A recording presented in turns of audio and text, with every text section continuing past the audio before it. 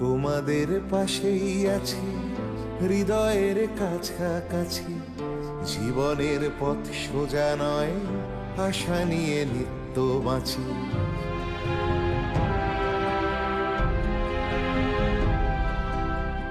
শিক্ষা ছড়িয়ে পড়ুক ভেদাভেদ শূন্য করে, এ বেলা নাই বা জুটুক ও বেলা জুটতে পারে। বিপ্লব আসছে দেখো নারী তুমি পিছিয়ে জানি, জ্বলে ওঠো নিজের আলোয়, মুছে দাও দুঃখ গ্লানি। এভাবে আর থেকো না হাহাকার জড়িয়ে বুকে, আমি হাত বাড়িয়ে আছি সাড়া দাও আমার ডাকে। আমি হাত বাড়িয়ে আছি সাড়া দাও আমার ডাকে।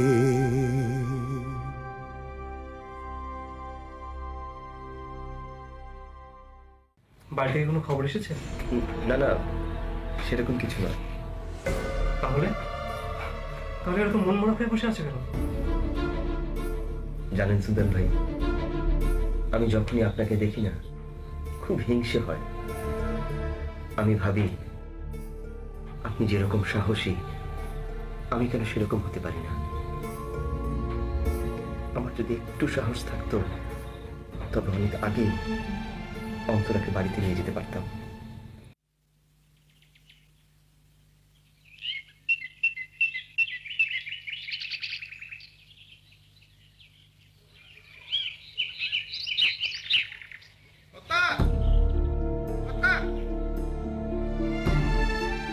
তোরা সবাই একসঙ্গে? কি হচ্ছে? সর্বনাশ হয়ে গেছে কর্তা। কালকে রাতে থেকে লিয়াকত আর কালুরে খুঁজে পাওয়া যাইতেছে না। পাওয়া যাচ্ছে না? কাল রাতে না তোরা আমার বাড়ি থেকে কথা বলে একসঙ্গে বেরোবি? হ্যাঁ কর্তা, আপনার বাড়ি থেকে বের হয়ে 3 রাস্তার মোড়ে আইসা ওরা ওদের বাড়ি থেকে চলে গেল, আর আমি ওই বসেরে নিয়ে আমার বাড়িতে গেছি। মাঝরাইতে কালু আর লিয়াকতের বউ আসছে বাড়িতে, আইসা বলতেছে তারা নাকি বাড়ি ফেরে নাই। আমি সবাই নিয়ে পুরা গ্রাম তন্ন তন্ন করে খুঁজছি কর্তা, কিন্তু কোথাও খুঁজে পেলাম না। জল জ্যান্ত দুটো মানুষ উধাও হয়ে গেল। কি হয়েছে বাবু ভাই, কোনো সমস্যা হয়েছে নাকি? হ্যাঁ, ওই কাল রাত থেকে নাকি কালু আর লিয়াকতকে খুঁজে পাওয়া যাচ্ছে। আমি জানতাম এরকমই একটা কিছু হবে। ওরা ওর পিছনে যা লেগেছিল না, ওরা মানে? সেটাও কি বলে দিতে হবে? এই গ্রামে আর কে থাকতে পারে যে মানুষের ক্ষতি করে? আমি বুঝছি এটাই হারামি মল্লিকের কাজ। হ্যাঁ, বাজে কথা বলিস না। তোর কাছে কোনো প্রমাণ আছে যে তারা করেছে? কর্তা, এর মধ্যে প্রমাণের কি আছে? তাছাড়া ওরাই তো মল্লিকের খাজনার বিরুদ্ধে কথা বলছে না? তাছাড়া মল্লিকের বিরুদ্ধে যারা কথা বলেছে তাদের সময় বোবা হয়ে গেছে। আমাদেরকে তিনি প্রজা ছাড়া কিছুই মনে করেন না। অনেক সহ্য করছি আর না, এই মল্লিকের অত্যাচার অনেক সহ্য করছি। থামো তোমরা। মাথা গরম করে গায়ের জোর দিয়ে সবকিছু হয় না। আগে এটা প্রমাণ করতে হবে, আর সেই জন্য কালু এবং লিয়াকতকে খুঁজে বের করতে হবে। তোমরা কাজ করো, সবাই আমার সঙ্গে চলো, পুলিশে গিয়ে আগে রিপোর্ট করি। কর্তা পুলিশ করতে গেলে অনেক দেরি হয়ে যাবো কা কর্তা? অভিজিৎ মশাই, আমার মায়ের খুব জ্বর, কমছে না। আশেপাশে 5-6 জনের জ্বর। আপনি চলেন, তাহলে আমার মাকে বাঁচাতে পারবো না। তোরা আশাকে নিয়ে পুলিশ বাড়িতে যা, ওখানে গিয়ে রিপোর্ট করাবি কাল রাত থেকে কালু আর লিয়াকতকে খুঁজে পাওয়া যাচ্ছে না। আমি আসছি, চলো তোমরা চলো। এই চল।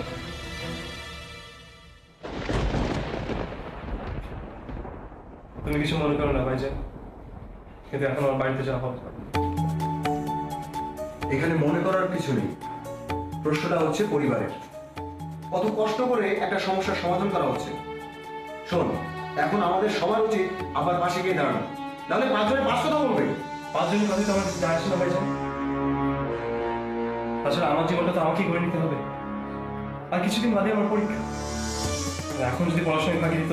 আশ্চর্য, ফাঁকির কথা হচ্ছে কেন? এ তো কর্তব্য পালন করতে যাওয়া। ফুল মিয়া এত বছর পরে সাহস দেখিয়েছে তার পরিবারের বিরুদ্ধে যাওয়া। অন্তরাকে নিয়ে সে আলাদা সংসার পাততে চেয়েছে। এই সময় আমাদের উচিত ওদের পাশে থাকা। আমি তো অস্বীকার করছি না ভাইজান, কিন্তু তার জন্য দেশে যাওয়ার কি আছে? আমি বুঝতে পারছি না দেশে যেতে তোর তো আপত্তি কোথায়? তোর লেখাপড়া যদি এতই ক্ষতি হয় তাহলে বইপত্র সাথে নিয়ে চল। লেখাপড়ার দোহাই দিয়ে না গেলে আপনার মনে কষ্ট হবে না? রোজ রোজ এত লেখাপড়া নিয়ে ভেজ করিস না তো। লেখাপড়া লেখাপড়া এমন ভাব দেখাচ্ছিস যেন আইসিএস পরীক্ষা দিচ্ছিস। একবার ভাবনা ভাই, আমাদের আব্বু কত কষ্ট করে আমাদেরকে লেখাপড়া শিখে মানুষ করেছেন, উপযুক্ত করেছেন, সংসারী করেছেন। নিজের মায়ের পেটের বোন যদি শান্তিতে না থাকে, আমরা কি শান্তি পাবো ভাই? শান্তি? যার নিজের জীবনে শান্তি নেই, সে অন্যকে কি করে শান্তি দেবে ভাইজান? হ্যাঁ ভাইজান, আমি শান্তিতে নেই।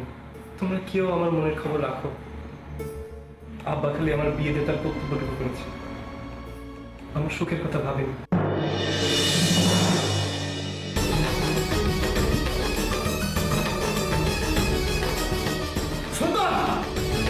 ঠিকই বলেছি, তোমরা কেউ কেউ আমার কথা ভাবো। আর একটা কথা মনে রেখো, আমি নিজেকে সংসারী বা বিবাহিত কিচ্ছু মনে করতে চাই না। তোর সাথে কথা বলে জাস্ট একটা অ্যাক্সিডেন্ট। আর এই বিয়ের বোঝা আমি একটা নিয়ে বেড়াতে পারছি না।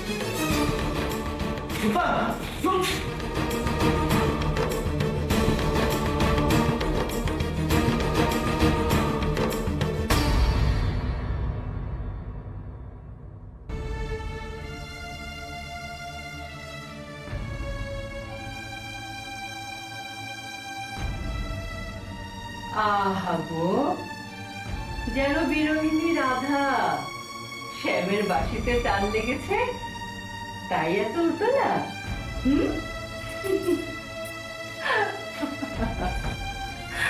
কি রে?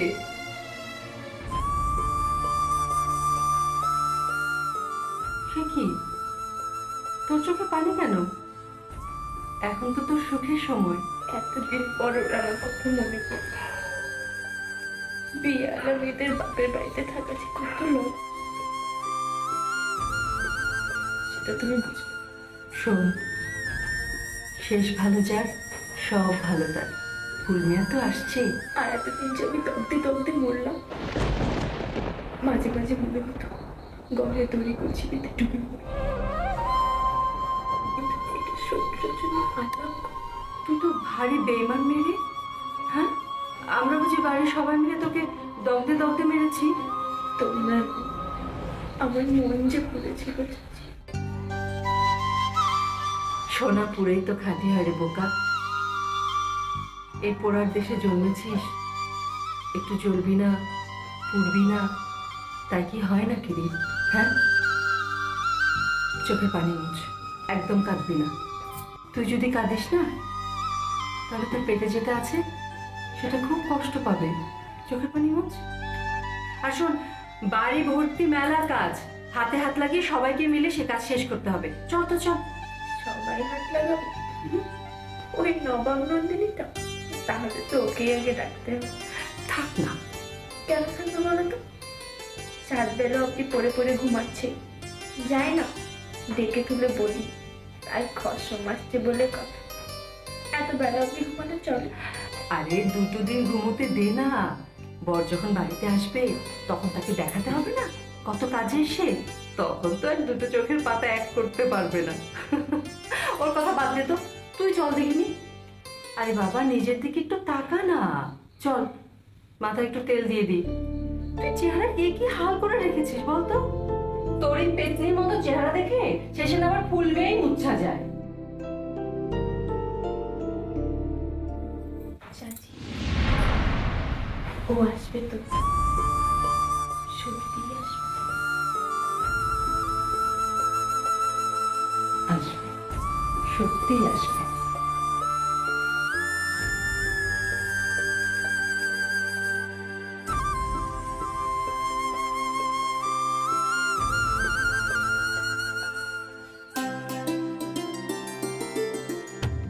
শোন, ওই বড় দিঘিতে জাল ফালাবি। আর চার সেরি ওজনের নিচে যদি কোনো কাতলা মাছ উঠছে, আমি কিন্তু সবগুলো পানির মধ্যে নিয়ে শুকাবো। দাদা তুমি কোনো চিন্তা করো না, ঠিক সময় কবরে সাহেবের বাসায় মাছ পৌঁছে যাবে। ঠিক সময় মানে গড়ির কাটা 6টার ওই পারে যেন না যায়। রাত্রি থাকতে একটা জাল ফালাবি। আচ্ছা তোদের যত দেরি হইব, তেনাদের খানা খাদ্য খাইতে কিন্তু তত দেরি হইব। আচ্ছা দাদা। আরে শোন, কালকে কিন্তু কোনো কাজকর্ম রাখবি না, মেলা কাজ আছে। হ্যাঁ, যা যা। কাল তোমার আবার ঠিক আছে? কাল তুমি আমার বাপের বাড়িতে নিয়ে যাবার কথা। এই কর্তার বাড়িতে জামাই আসতেছে, ছেলের আসতেছে, ওইখানে একটু থাকতে হবে। বাড়িতে বেশি সময় দেওয়া যাবে না। যাইবো না মানে? তুমি আমারে কাল আমার বাপের বাড়িতে দিয়ে আসবা। আই তুমি পাইছোটা কি? পাইছোটা কি? কর্তার বাড়িতে কুটুম আসবে, তো ওইখানে একটু ও পরের সেবা যত্ন করার জন্য তোমার জান একদম উতলাই উঠতেছে, অথচ নিজের শাড়িটারে যে সম্বন্ধ দেখতে আসবে সেখানে যে আমাদের থাকা উচিত সেই বিবেচনাটুকু তোমার নাই। রাগ করো কেন, আমার কথাটা শোনো। তোমার কোনো কথাই আমি শুনুম না। হয় তুমি আমারে আমার বাপের বাড়ি দিয়ে আসবা, নাইলে আমি একা যাবো। ঝাঁটা মারি আমি তোমার মুখে। তুমি চলে গেলে পোলাপান গুলো কি হইব? তা আমি কি জানি? তোমার সংসার তোমার পোলাপাই তুমি সামলাবা, এই ভাগরে আমি আর পুরে উঠতে পারুম না। দেখুম কত ধানে কত চাল তোমার, তোমার ওই মাছ ধরা তুমি করো।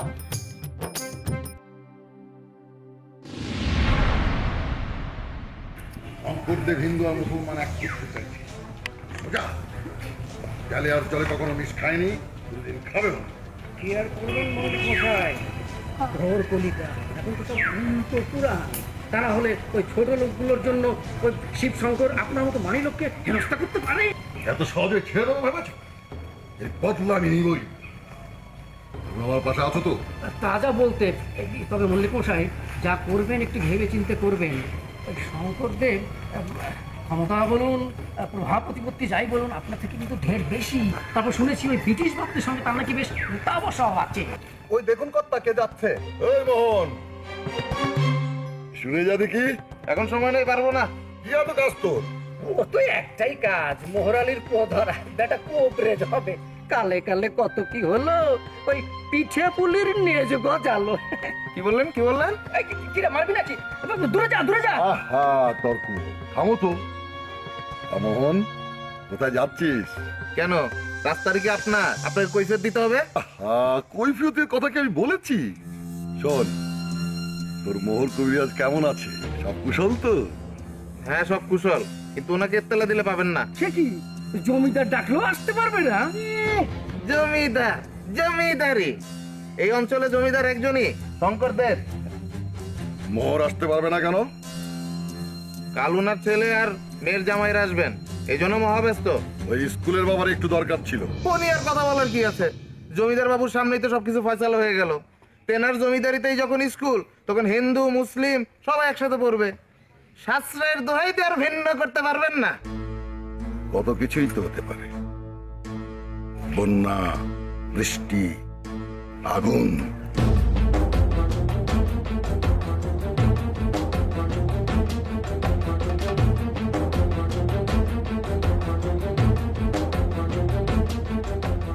আপনি স্কুলটার কিভাবে ক্ষতি করবেন? ছাত্ররা কত আশা নিয়ে আছে। আরে সব আশাকের মানুষের পূরণ হয় রে।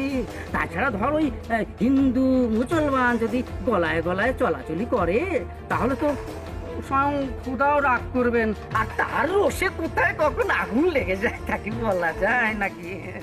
তুমি ঠিকই বলেছো তর্ক। কোথায় কখন আগুন লেগে যায় কে জানে। রাধে গোবিন্দ, রাধে গোবিন্দ।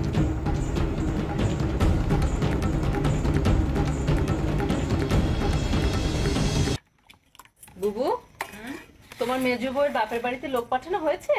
হ্যাঁ, তাহলে আসছে নিশ্চয়ই। ওর মা কেমন আছে এখন? এখন একটু ভালো, তবে সেরকম যদি হয় তাহলে সুলতান ফিরে গেলে ওকে না হয় আবার বাড়িতে পাঠিয়ে দিব।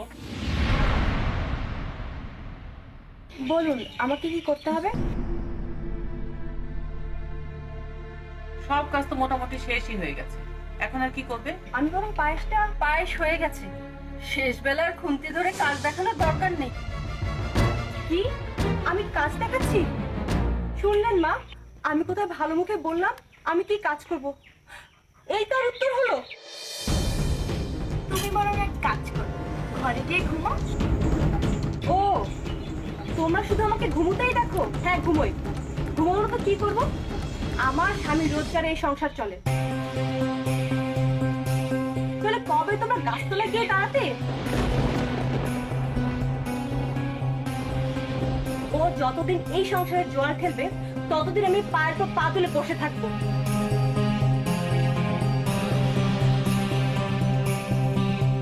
আচ্ছা তোরা কি শুরু করলি বলতো?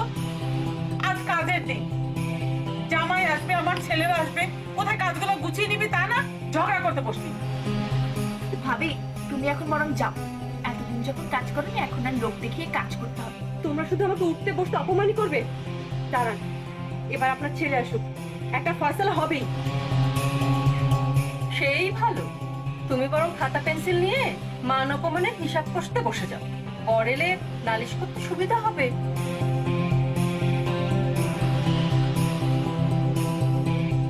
এই যা, তুমি যে এক বর্ণ লেখাপড়া জানো না সেটা তো আমি একদম ভুলে গেছি।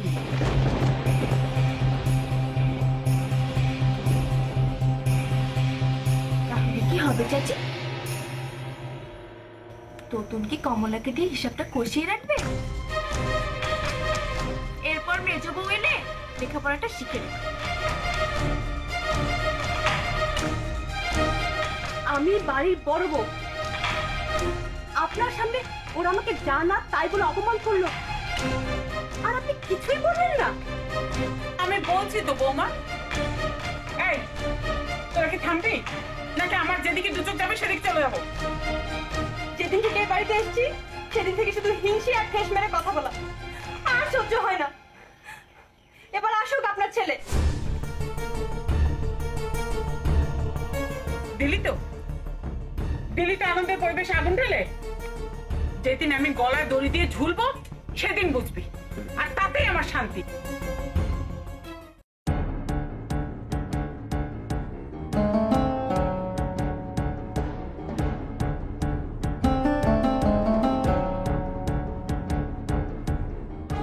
কত কিছুই তো হতে পারে, বন্যা, বৃষ্টি, আগুন।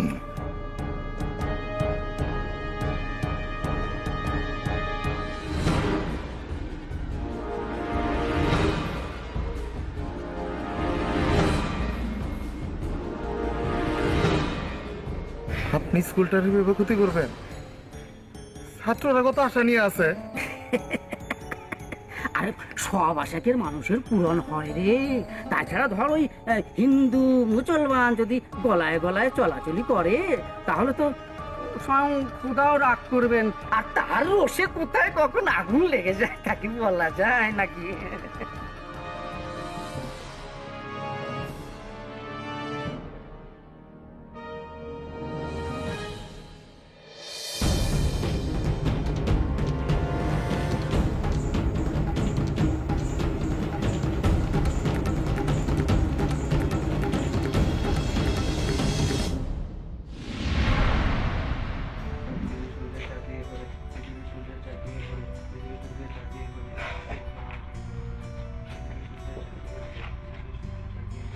আচ্ছা আব্বা, পৃথিবীতে সূর্যের চারদিকে ঘোরে, এটা কি সত্য?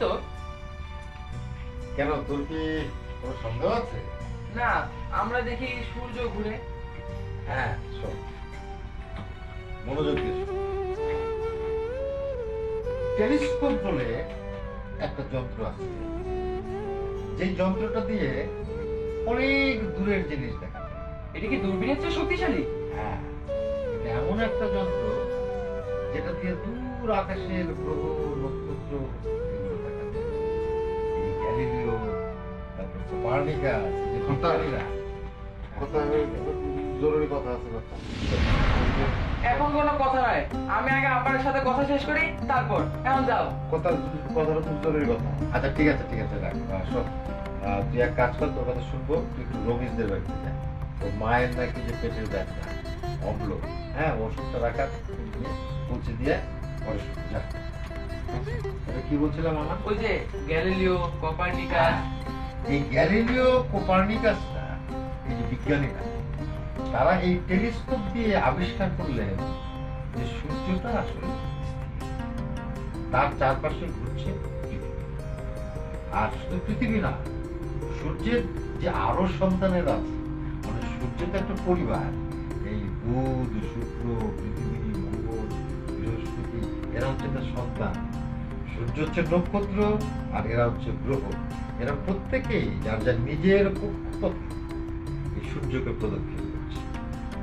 পৃথিবী তার কক্ষপথে ঘুরছে, মঙ্গল তার কক্ষপথে ঘুরছে, বৃহস্পতি তার কক্ষপথে ঘুরছে, এইভাবে ঘুরছে। আর সূর্যটা, আর সূর্য কি নক্ষত্র, আর পৃথিবী কি, পৃথিবী হচ্ছে একটি গ্রহ। পৃথিবী সূর্যের চারদিকে ঘোরে।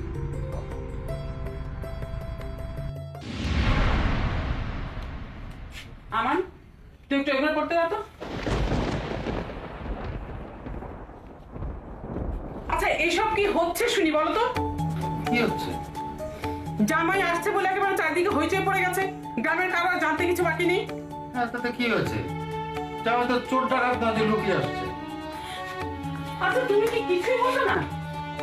ফুলমিয়ার একই সিদ্ধারা বলতে কিছু নেই, শামুকের মতো ভীতু মানুষ। তার উপর যদি এত হইচই দেখে তাহলে তো আরো গুটিয়ে যাবে। এবার তো সাহস নিয়ে আসছে। এর আগেও তো সাহস করেছিল পরিবারের বিরুদ্ধে যাওয়ার। ফল কি হলো? অন্তরের উপর ও শাশুড়ির অত্যাচার বেড়ে গেল। আমার 5 মাসের পোয়াতে মেয়েটা না খেয়ে মরেই যেত যদি না নিয়ে আসতে। তখন তো আমার জামাই কি করছিল? ল্যাজ গুটিয়ে বসেছিল। আরে যে স্বামী স্ত্রীকে রক্ষা করতে পারে না, সে আবার কিসের স্বামী? আস্তে কথা বলো, বাড়ি ভর্তি লোক শুনতে পাবে। শুনতে গেলে শুনো, জানতে তো আর কারো কোনো কিছু বাকি নেই। মেয়েটা আশেপাশেই আছে, ও শুনলে কষ্ট পাবে। দেখো, স্পষ্ট কথায় কষ্ট নেই, যা সত্য তাই বলছি। অন্তরের জন্য কি করেছে ফুলমিয়ার পরিবার? একটা টাকাও খরচ করেছে ওর জন্য? যে আসছে সে তো ওদেরই বংশ। সে কি আমাদের কেউ নয়? সেই জন্যই তো এত অভাব অনটনের মধ্যে মেয়েটাকে বুকে আগলে রেখেছি। আচ্ছা, তোমার রাগের আসল কারণটা কি বলো? আর যদি ফুলমিয়া এসে নতুন করে সংসার পাতার জন্য খরচাপাতি চায়, পারবে তাকে ফেরাতে? হ্যাঁ, আগে চাই কি না দেখি। তোমার তো গাছে না উঠতেই এক কান। চাইলে কি করবে? পারবে তাকে ফেরাতে? ক্ষমতা আছে দেবার? তখন দেখা যাবে, এখন মাথা ঠান্ডা করো। মাথা তো কিছুতেই ঠান্ডা রাখতে পারছি না। ছেলে টাকা না পাঠালে সংসার চলে না। তুমি আমাকে খুব ছোট ভাবছো না? না, তোমার অবস্থাটা বুঝো না, কেউ বুঝে না। যার জ্বালা একমাত্র সেই বোঝে। আমি মা হয়ে কেন যে এত স্বার্থপর সেটা একমাত্র আমিই জানি। আমিও কি এত অবুঝ? আমি শুধু তোমার মতো ঘটনা ঘটার আগে হাপির টেস্ট করতে পারি। কিন্তু পরিস্থিতি সামলানোর আগে থেকে তো তৈরি থাকতে হবে। অন্তত শুধু আমাদের একমাত্র মেয়ে নয়, কমলাকেও বিয়ে দিতে হবে। আমার নমানের কথা ভাবতে হবে। এদিকে হীরামন আর ছেলে মেয়েরাও আছে। আমি জানি, কিন্তু আগে থেকে এত উতলা হলে তো আর সমস্যার সমাধান হবে না। আগে দেখি ফুলমিয়া সংসার পাতার জন্য টাকা চায় কিনা। আর ফুলমিয়া তো মুন্সেফ কোর্টে কেরানির চাকরি পেয়েছে। এমনও তো হতে পারে যে সে অন্তরাকে নিয়ে আলাদা সংসার করতে চায়। এই কথাটি বলতে আসছে। আল্লাহকে আমার কপালে এত সুখ রেখেছে? মনের ভিতরে কুগায় তো, এই জন্য সবসময় বকবক করি, নইলে করতাম না।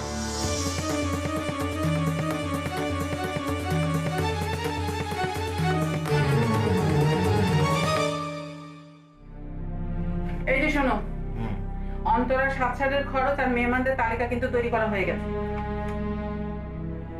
ভালো তো, তাড়াতাড়ি অনুষ্ঠান করে ফেলো।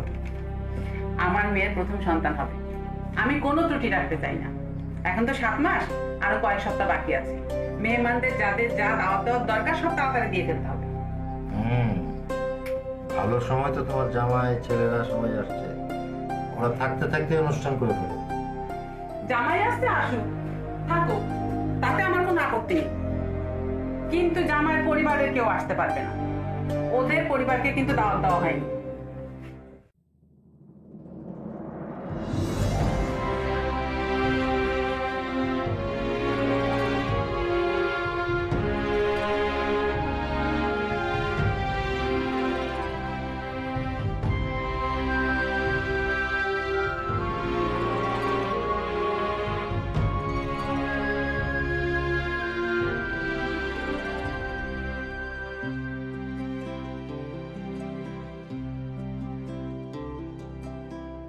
তোমাদের পাশেই আছি, হৃদয়ের কাছাকাছি।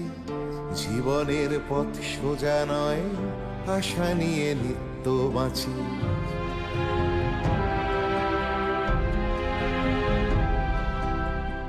তোমাদের পাশেই আছি, হৃদয়ের কাছাকাছি।